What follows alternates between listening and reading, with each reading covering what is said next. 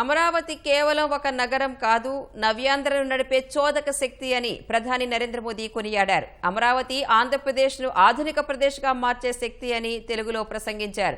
అమరావతి వేదికగా రాజధాని పనుల పునః ప్రారంభోత్సవం చేశారు. రాజధానిలో నిర్మించేది కేవలం కాంక్రీటు నిర్మాణాలు మాత్రమే కాదని, అవి వికసిత ఆంధ్ర, వికసిత భారత్కు దృఢమైన పునాదులని మోదీ ఉద్ఘాటించారు. అమరావతి నిర్మాణానికి కేంద్రం అన్ని విధాలా పూర్తిగా సహకరిస్తుందని స్పష్టం చేశారు. आज जब मैं इस अमरावती की पुण्य भूमि पर खड़ा हूं तो मुझे केवल एक शहर नहीं दिख रहा, मुझे एक सपना सच होते दिख रहा है। अमरावती वो धरती है जहां परंपरा और प्रगति दोनों साथ चलते हैं, जहां बौद्ध विरासत की शांति भी है और विकसित भारत के निर्माण की ऊर्जा भी है। ये प्रोजेक्ट सिर्फ कंक्रीट का निर्माण नहीं है, ये आंध्र प्रदेश की आकांक्षाओं की, विकसित भारत की उम्मीदों की मजबूत नींव भी है। इंद्रलोक की राजधानी का नाम अमरावती था और अब अमरावती आंध्र प्रदेश की राजधानी है। ये स्वर्ण आंध्रा के निर्माण का भी शुभ संकेत है। स्वर्ण आंध्रा विकसित भारत की राह को मजबूत करेगा और अमरावती स्वर्ण आंध्रा के विजन को ऊर्जा देगी। अमरावती केवलम ओक नगरम का दो, अमरावती ओक शक्ति आंध्र प्रदेश नो आधुनिक प्रदेश का मार्चे शक्ति, आंध्र प्रदेश नो अधुनातन प्रदेश गा मार्चे शक्ति। अमरावती एक ऐसा शहर होगा जहां आंध्र प्रदेश के हर नौजवान के सपने साकार होंगे।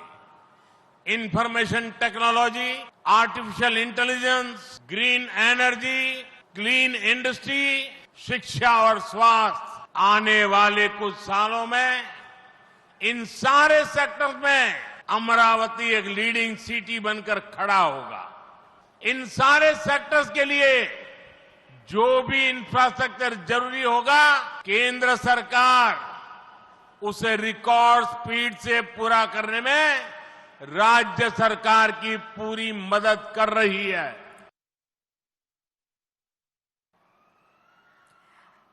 అమరావతి పునః ప్రారంభం కార్యక్రమం రాష్ట్రంలో చంద్రబాబు నేతృత్వంలో కూటమి ప్రభుత్వం రాకతో గత 5 ఏళ్లలో పట్టిన గ్రహాలు వీడాయన్నారు. వికసిత్ ఆంధ్ర ఎన్టీఆర్ కళ అన్న ప్రధాని మోదీ దాన్ని మనం సాకారం చేయాలని చంద్రబాబు పవన్ కు పిలుపునిచ్చారు. 2015 में मुझे प्रजा राजधानी का शिलान्यास करने का अवसर मिला था। बीते सालों में केंद्र सरकार ने हर प्रकार से अमरावती के लिए मदद दी है। यहां बेसिक इंफ्रास्ट्रक्चर के निर्माण के लिए सभी कदम उठाए गए हैं। अब चंद्रबाबू गारू के नेतृत्व में राज्य सरकार बनने के बाद सारे ग्रह जो लगे थे अब हट गए हैं। यहां विकास कार्यों में तेजी आ गई है। हाई कोर्ट, विधानसभा, सेक्रेटेरिएट, राजभवन, ऐसी कई जरूरी बिल्डिंग बनाने के कामों को भी प्राथमिकता दी जा रही है। एनटीआर गारू ने विकसित आंध्र प्रदेश का सपना देखा था। हमें मिलकर अमरावती को, आंध्र प्रदेश को विकसित भारत का ग्रोथ इंजन बनाना है। हमें एनटीआर गारू का सपना पूरा करना है। चंद्रबाबू गारू, ब्रदर पवन कल्याण, इदी मनमू చెయ్యాలి, ఇది మనమే చెయ్యాలి। భవిష్యత్ టెక్నాలజీ అయినా భారీ ప్రాజెక్టులు పూర్తి చేయాలన్నా చంద్రబాబు కంటే ఉత్తమంగా ఎవరూ చేయలేరని ప్రధాని కొనియాడారు. चंद्रबाबू जी टेक्नोलॉजी को लेकर के मेरी भारी तारीफ कर रहे थे, लेकिन मैं आज एक रहस्य बता देता हूं। जब मैं गुजरात में नया मुख्यमंत्री बना तो मैं बाबू हैदराबाद में बैठ करके किस किस प्रकार के इनिशिएटिव ले रहे हैं उसका बड़ा बारीकी से अध्ययन करता था और मैं उसमें से बहुत कुछ सीखता था। और मैं अपने अनुभव से कहता हूं, फ्यूचर टेक्नोलॉजी हो, बहुत बड़े स्केल पर काम करना हो और जल्दी से इसे जमीन पर उतारना हो तो वो काम चंद्रबाबू उत्तम से उत्तम तरीके से कर सकते हैं। ఆంధ్రప్రదేశ్లో మౌలిక వసతులకు పెద్దపీట వేస్తున్నామని ప్రధాని మోదీ తెలిపారు. ఏపీలో చేపట్టిన హైవే ప్రాజెక్టుల వల్ల కనెక్టివిటీలో కొత్త అధ్యాయం మొదలవుతోందన్నారు. प्रदेश में कनेक्टिविटी का नया अध्याय लिखा जा रहा है। इन प्रोजेक्ट से एक जिले से दूसरे जिले की कनेक्टिविटी बढ़ेगी, आसपास के राज्यों से कनेक्टिविटी बेहतर होगी।